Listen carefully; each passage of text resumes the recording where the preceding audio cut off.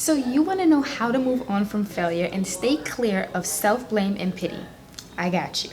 This was a requested video, so I just want to take a moment and acknowledge the person who requested this video. Thank you so much for your support. Thank you so much for connecting with me, for engaging with me, and being a part of this community. Thank you. If you're new here, hi, I'm Ty, and I love to talk about how to improve the quality of our lives in relationships and being a mama. So if you're interested in living a life that you're excited about, then go ahead and hit the subscribe button and make sure the notification bell is turned on so you don't miss any of this life-changing content. Okay, on to the video. So first we need to address what failure means to you. Meaning you need to ask yourself, is this really a failure or am I just perceiving it that way? Is this an absolute truth or can I change my perspective around this situation? For example, stockbrokers may lose $1 million in a day and gain $3 million in a few days. So to them, losing that million probably won't look like failure. It's just another day at work. They just understand that it's part of the process. But to people who aren't used to dealing with large sums of money in that way, the idea of losing $1 million in a day would probably be terrifying and would devastate them. So from one perspective, losing $1 million in a day is like nothing. And from another perspective, losing that money in a day equals failure. You get what I mean, Jelly Bean? Another example could be a romantic relationship. Let's just say that someone left you to be with someone else. You could look at that as you failed in your relationship, or you're a failure, or you're not good enough, etc. Or you could look at it like, even though you cared about that person, they clearly were not able to care for you in the way that you needed them to. So someone better must be in store for you, and now you're able to receive them. So in this example, the situation is the same, which is you being left, but you can process it in two different ways. One way, ending in failure, feeling alone. The other way, ending in acceptance and feeling empowerment. See the difference? So failure is all about your perspective. Failure and success is relative to you. So you have to establish your own definition of what success and failure is to you without using society as your guide.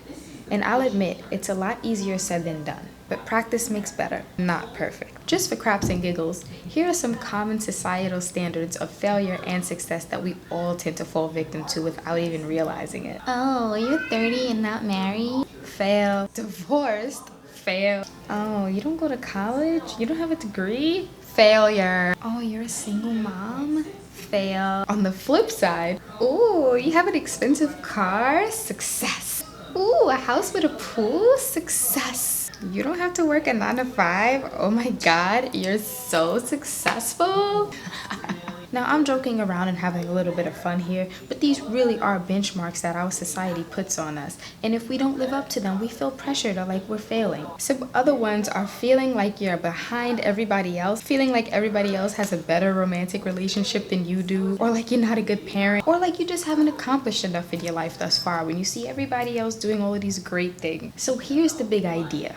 The first thing you want to do when you feel like you failed at something is to see what and or who you're actually comparing that failure to. How are you measuring this event as a failure? Who told you, or where did you learn or first hear that this thing that's happening means that you failed? Would you believe that you failed if no one told you that you were supposed to be a certain way or have certain things by a certain age? If you can, challenge that perspective like we spoke about in the previous examples. So the second thing you want to do to move on from failure is to comfort yourself. That's right, show you some loving. You deserve it. This is how we're going to stay clear of self-blame and pity. Love is the answer. It's totally cliche, I know. So here's how to comfort yourself. So whatever the mistake or failure is, just remember that you made the best decision that you could make at the time, given the information that you had. I'm sure you've heard the saying, if you knew better, you would do better. The choices that you make reflect your current level of awareness. As your awareness grows, you're always going to make mistakes as you reach that next level. It's a part of the process. So I'm going to use a child as an example because this is what I do to forgive myself and move on. And every time I suggest this to my clients, it's a game changer for them. So let's say you have a $100 bill and there's also a 2-year-old running around that you care about very much and love. Without you knowing, that 2-year-old grabs that $100 bill and rips it all up, glues it to a paper and brings it to you and says, "Here you go. I made this for you, with a big smile on their face. What would you do? How would you feel? You might be upset or even frustrated and disappointed, but are you gonna be mean to that child? Are you gonna belittle that child? Are you gonna say that they're stupid and they should have known better and how could you do that? Are you gonna tell them that they should never be creative or try and be nice or do something nice for somebody again? Even when you know that they had good intentions and they really didn't know what they were doing? No. Of course not. It's ridiculous. You'll probably laugh it off and take it as a loss and move on. You'll have a great story to tell, and I bet you won't leave $100 lying around again. See what I did there? Why did I give this example? Because you're the child in this example, and so am I. And you're also the adult in this example who gets a great story and a really good lesson. You're just trying to make beautiful things happen in your life, not trying to cause damage along the way, but you're still learning, so you make mistakes sometimes. Sometimes you just don't know. I gave that example because you need to have that same understanding and compassion and even humor when it comes to you making a big mess. Compared to this thing called life, you a child, you a youngin'. You're not gonna have all the answers. You're not gonna know what you're doing all of the time. But we both know that you have good intentions for your life and you're not purposely trying to screw things up. Whatever it is that you did the best thing that you thought you could have done at the time. I'm 100% sure of that. How do I know that? Because, oh hi Jaya. Because you were not aware of other perspectives or possibilities or answers. They were not available to you in your level of consciousness at that time. So you can't blame yourself, and there's no need to pity yourself, because as long as you learn from those mistakes, even if it happens again, you're making progress. You're not staying in the same place you were in, even if the progress is slow. Whatever it is that you did, you just picked what you thought was best given the hand that you were dealt. Why would you blame yourself for that? You're just trying to survive and live your life like the rest of us. As long as you know that you thought you were trying to do the right thing, there's no need for shame or pity about the outcome that happened. Because you can't control the outcome of something. You have to forgive yourself for what you believe you did wrong. Speaking of that, next week I'll be dedicating a whole video to self-forgiveness and how to start to heal shame and things like that. So make sure you have the notification bell turned on so you don't miss that, because it's gonna be good. So here's the big idea. Even if you did everything perfect, you can't really control the outcome of situations. There are too many variables. The only thing you can control is how you respond to them. So you could blame yourself and put yourself down and doubt your abilities because you were wrong about something, or you could realize that we learn through messing up and that means there's room for growth. Every leader was once a follower, and everything that you're good at now, you were once bad at or didn't know how to do. Just like walking or using the bathroom or brushing your teeth or getting dressed. All of these things took countless attempts from you and effort from you and fails. You had to try them several times and practice them so many times before you actually were able to perfect them, and now you don't even think twice about doing it. I just watched Jaya learn how to walk. Do you know how many times I saw her fall and cry?